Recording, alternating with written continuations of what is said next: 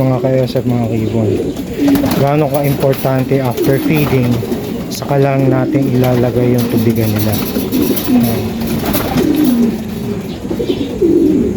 Importante yung madisiplina natin sila para maiwasan natin yung kakain, iinom, kakain, iinom.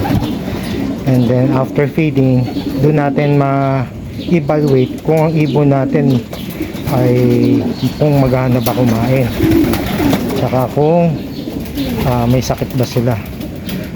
May iwasan din natin yung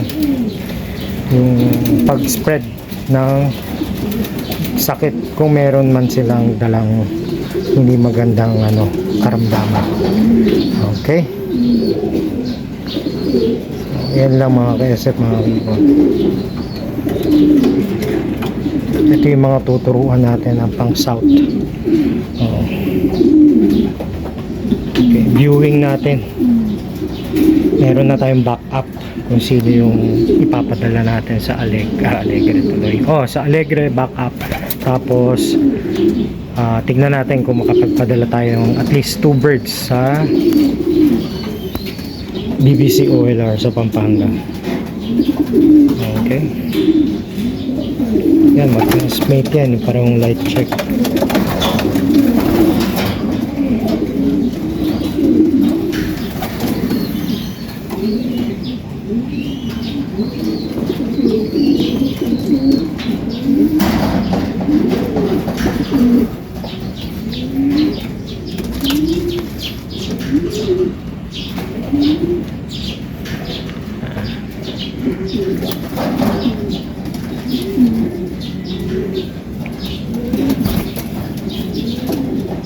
Okay, viewing na sila mga ka-SF after nila uminom.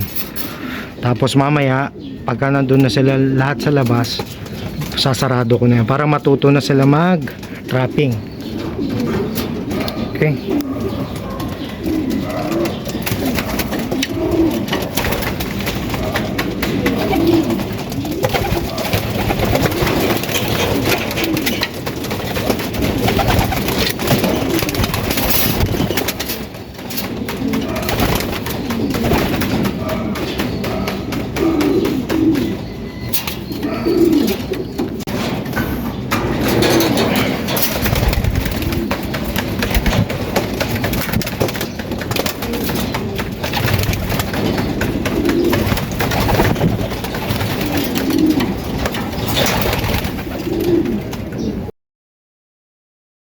okay mga ka-SF, mga kibon, nasa labas na silang lahat, no?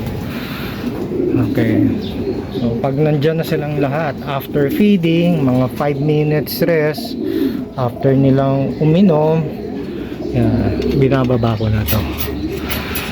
Okay, so para masanay na sila, ito yung ika-second week ng kanilang pagbababad sa bilaran mga ka-SF, para ma-figure out na nila kung paano papasok.